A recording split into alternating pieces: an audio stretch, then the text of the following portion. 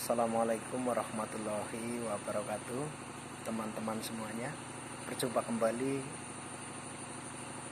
di acara saya di channelnya Aang Bawor Ngapak. Di sini saya akan bercerita tentang mengambil pelajaran dari seorang pemabuk. Karena ini tentang kisah hidup saya sendiri, jadi saya akan menceritakan tentang kehidupan saya dan mengambil pelajaran buat belajar diri saya sendiri. Dulu saya adalah seorang peminum dan saya adalah seorang pemabuk, dan teman-teman semuanya juga sebagian sudah tahu.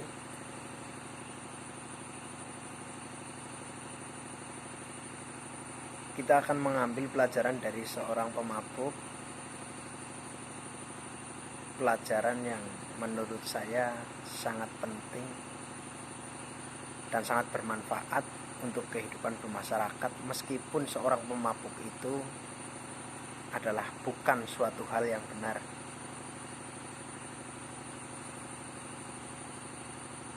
Di situ kita akan belajar banyak hal. Yang pertama, kita di situ belajar tentang solidaritas. Yang pertama adalah belajar tentang solidaritas. Ketika saya masih dalam dunia permabukan, itu saya belajar banyak tentang solidaritas. Seperti contoh, ketika salah satu teman dari kami dipukul dan dia sakit karena dipukul, itu kami semuanya ikut merasakan sakit. Walaupun terkadang kita juga tahu teman kita itu yang salah.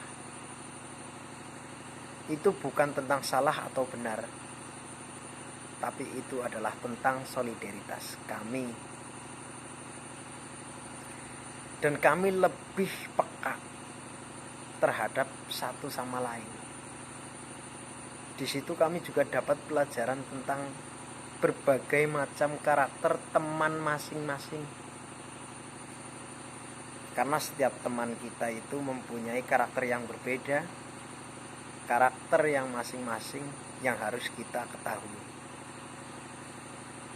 Di situ pelajarannya sangat bagus. Karena terkadang kami itu sering dipandang sebelah mata karena kami adalah seorang pemabuk dan seorang perusuh.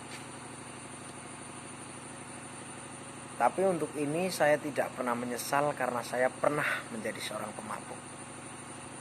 Justru malah saya dapat pelajaran yang bagus, yaitu tentang solidaritas.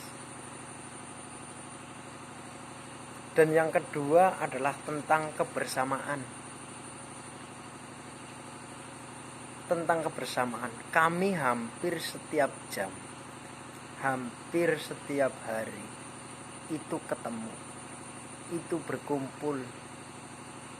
Jadi kami itu tahu karakter masing-masing teman kita. Di situ kita belajar bermasyarakat. Kita mengambil pelajaran tentang seorang pemabuk itu bisa juga kita terapkan dalam kita bermasyarakat, yaitu kebersamaan. Dalam hal apapun, ketika kita bersama itu akan sangat lebih bagus. Tapi ingat, ini hanya contoh. Hanya contoh saja, dan saya mengambil contoh dari seorang pemabuk. Seringkali saya misalkan zaman dulu itu, ketika saya ingin minum dan saya tidak punya uang, pasti akan banyak teman saya yang mengeluarkan uang. Bahasa Jawanya itu patungan.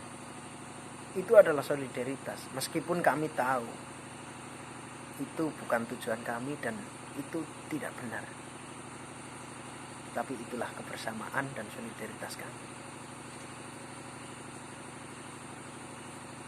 Dan bukan hanya itu, masih banyak hal yang mungkin tidak akan selesai ketika saya bercerita tentang teman-teman saya semua di sini. Kita singkat saja, selain pelajaran tentang kebersamaan dan solidaritas dari seorang pemabuk, di situ kita juga diberikan pelajaran bersyukur. Bersyukur setelah tahu dan setelah kita sadar. Walaupun seorang pemabuk itu dipandang sebelah mata oleh sebagian masyarakat karena dianggap sebagai sampah masyarakat, tapi ketika kita lihat sisi positifnya dari seorang pemabuk, walaupun sangat kecil, itu ada sisi positifnya menjadi seorang pemabuk walaupun sangat kecil, dan itu tidak benar.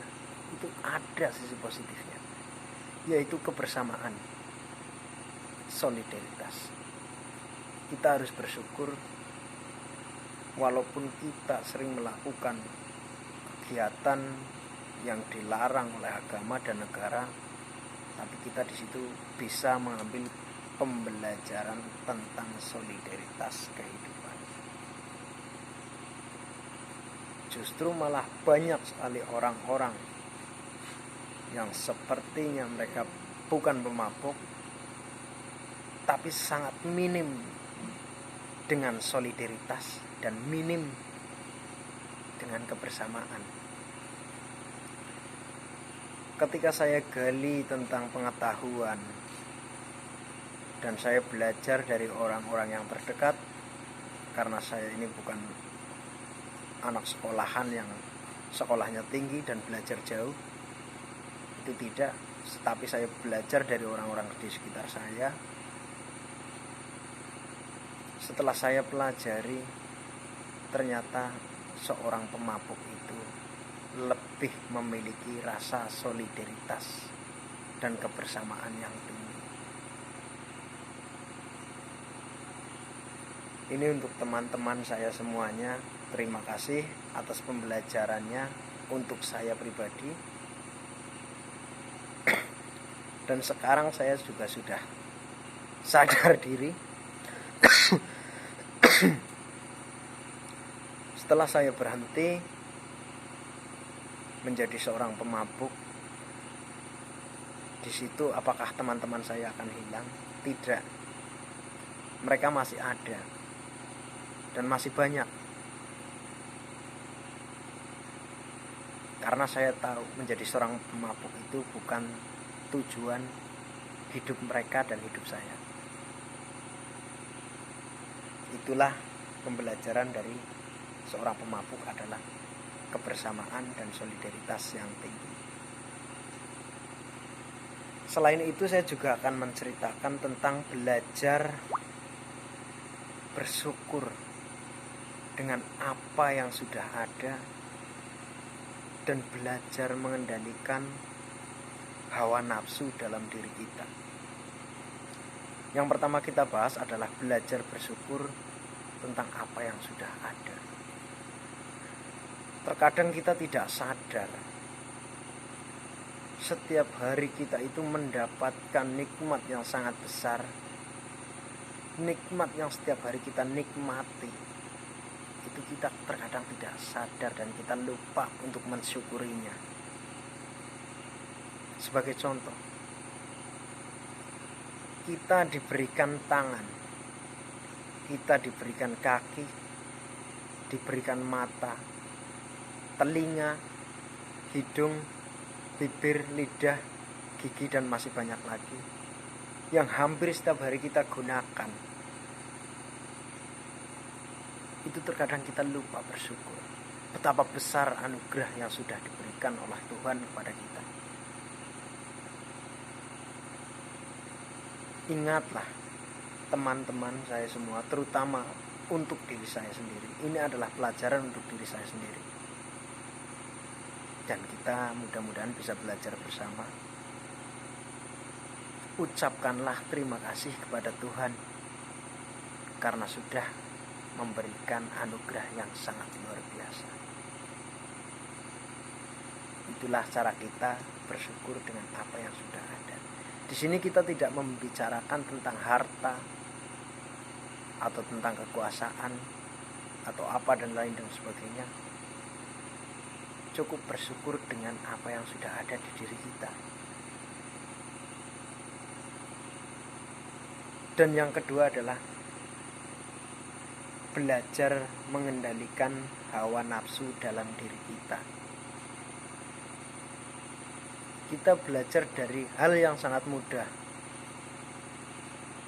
yaitu adalah jangan pernah kembali ke jalan yang sudah pernah membuatmu itu gelap, atau jalan yang sudah pernah membuatmu itu hancur. Jangan pernah kembali. Karena nanti ketika kamu sudah keluar dari jalan itu dan kembali lagi, itu akan sia-sia. Sangat susah mengendalikan hawa nafsu dalam diri kita. Kita ambil contoh yang sangat ringan saja, yang sehari-hari kita selalu bertemu, yaitu adalah contoh tentang makanan saja. Coba ketika orang tua Anda, orang tua teman-teman semuanya, orang tua saya juga, memasak sesuatu yang sangat enak atau memasak masakan kesukaan kita, terus kemudian karena suatu hal yang terburu-buru, lalu kamu belum sempat mencicipi atau memakannya. Dan ketika kamu selesai dengan urusanmu dan setelah kembali, terus Anda tidak kebagian. Dalam hati Anda kebanyakan dan sebagian besar pasti merasa jengkel, atau bahasa Jawanya itu bedegel. Nah, di situ sebenarnya kita sudah kalah dengan nafsu yang ada dalam diri kita. Itu adalah contoh yang kecil. Padahal untuk mengendalikan hawa nafsu dalam diri kita itu banyak hal yang bisa kita lakukan, yaitu dengan cara bersyukur dengan apa yang sudah Tuhan berikan. Terima dengan ikhlas, terima dengan lapang dada. Itu adalah salah satu cara untuk mengendalikan hawa nafsu dalam diri kita. Tentu saja saya juga belum sama sekali menguasai tentang cerita ini, karena saya juga sedang belajar. Tapi mudah-mudahan ini bermanfaat buat saya sendiri terutama, dan teman-teman nanti yang mendengarkan. Jadi kita bisa belajar bersama tentang kehidupan bermasyarakat menjadi yang lebih baik. Dari banyak hal yang kita ceritakan hari ini, yang saya ceritakan hari ini, tentu tujuannya adalah satu: belajar untuk menjadi lebih baik lagi. Itu adalah suatu hal yang sangat diharapkan banyak orang. Oke, terima kasih sebelumnya dan sesudahnya. Dan ketika ada kata-kata saya yang kurang pas atau mengganggu panjenengan sedaya, saya minta maaf yang sebesar-besarnya. Sampai jumpa kembali pada channel Aang Power yang selanjutnya. Nanti kita akan belajar tentang bagaimana cara kita untuk menjalani kehidupan sehari-hari dalam kondisi yang sangat lumayan sulit seperti sekarang. Walaupun tidak semuanya, tapi sebagian memang merasakan seperti itu. terutama saya, karena di kampung saya masih paceklik, belum panen, jadi saya merasa sedikit sulit. Oke, terima kasih semuanya teman-teman. Jangan lupa like, subscribe, dan komen, biar nanti kalau sampai subscribe-nya tembus dan saya dapat gajian dari YouTube ini, saya akan manfaatkan uang tersebut untuk membantu orang-orang yang lebih membutuhkan atau untuk membantu masyarakat yang perlu dibantu. Oke, terima kasih. Assalamualaikum warahmatullahi wabarakatuh.